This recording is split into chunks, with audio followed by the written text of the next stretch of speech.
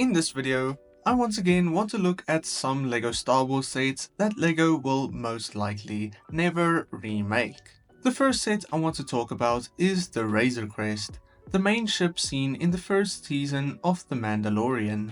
This was an incredible ship, and instantly became quite beloved when the show first came out. Released in 2020, it was the big new main vehicle, and a contender in popularity to freighters such as the Millennium Falcon and the Ghost. The set was one of the first sets to include the brand new Scout Trooper minifigure, as well as some key characters from Season 1 such as Grogu, IG-88, Grief Karga, and of course the Mandalorian. The build was fantastic, and depicted this ship really well, and it remained on shelves up to the end of 2023. However, as the Razor Crest was quickly destroyed in Season 2 of The Mandalorian, and so many people already got their hands on the first set and wouldn't necessarily need a new one, LEGO isn't likely to remake this one ever. A year later, LEGO released another main new ship, being the Bad Batch attack shuttle.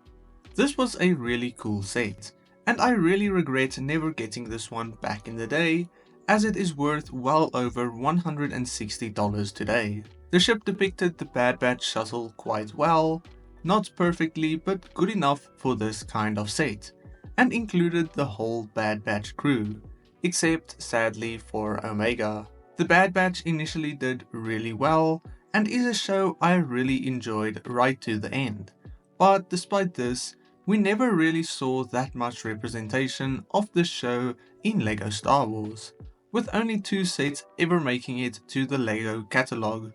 The minifigures included were great, the 2 speeders were really nice, and everything about this set to me was really good.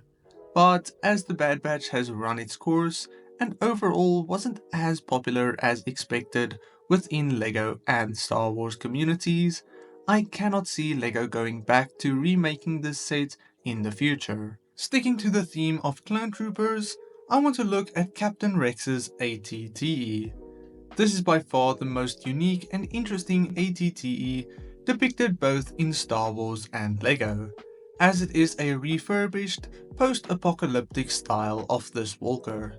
This set based around Star Wars Rebels is just so cool, and easily one of my favorite sets from the show, and other than the fantastic build of this AT-TE with the several different panels, cranes and sizable interior, we also saw a handful of good and quite sought after minifigures. We saw all 3 of the clone troopers relevant to the storyline of Rebels in this set, but unfortunately they are quite basic, without any helmets, which would have added so much to these minifigures. Additionally, we saw the 5th brother, which is a great minifigure, and personally, I prefer this older 2016 minifigure to the newer Kenobi based version of this character. Unfortunately, this was such a minor part of Rebels, and unless we somehow see it in some post-Bad Batch part of Star Wars media, I cannot see why LEGO would return to this vehicle. I cannot imagine too many people would buy it either, other than for improved minifigures of course. A much more recent set is something like the Onyx Cinder. This is a really interesting and unique set based around the relatively new Skeleton Crew show, and the set and the show alike are generally well received. Now personally, I haven't finished watching the show just yet, so I don't know the fate of the ship or the show in general, and maybe it goes on to be relevant in many years' time still. From my general perspective, I think that is quite unlikely, and this is another once-off ship, such as the Razor Crest, that isn't likely to see a remake ever again. For $140, this is a really high quality and good value set, with all the necessary minifigures included, although including SM33 would also have been really nice here. It is a really good all-around set, and if it is something you are interested in, I would recommend getting it right now before it retires. Real quick, if you enjoy any of my videos, consider subscribing, as it supports this channel so much. Now, another set that you might want to get before it retires really soon is the Coruscant Guard gunship, which should retire somewhere this year. This set has some issues, mainly with the printing on Commander Fox, but other than that, it is a really neat depiction of the Republic gunship. However, after waiting 10 years, it wasn't the remake people were hoping to see, but rather a brand new version of the gunship we have never seen before, which honestly is a really good idea. This is a more obscure Republic gunship however, and with the backlash this set has received because of the minifigures, I cannot imagine that LEGO would remake it, or even have the need to remake it as it wouldn't be necessarily. Hopefully, we rather see the standard Republic gunship return in this style soon after this set retires, or perhaps something new once again, such as the Wolfpack gunship. Nonetheless, the Coruscant gunship as it is very unlikely to make it to the LEGO shelves again once this one retires. Back in 2019, for the Resistance TV show, LEGO released Major Von Rig's TIE Fighter. This was a really cool set, and one that I own and recently rebuilt for my shelf, with a handful of really neat minifigures as well. However, Star Wars Resistance as a show replacing the finished Star Wars Rebels at the time was quite bad, and wasn't well received at all. Truly, almost nobody ever talks about or even mentions Star Wars Resistance today, or the characters within it. And naturally, the LEGO sets wouldn't be too desirable then, and are very unlikely to ever be remade.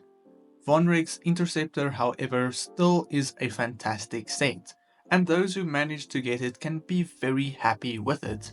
It is a much bigger design compared to the latest TIE Interceptor, and the difference in size is something some people like, some people dislike, but overall it looks good.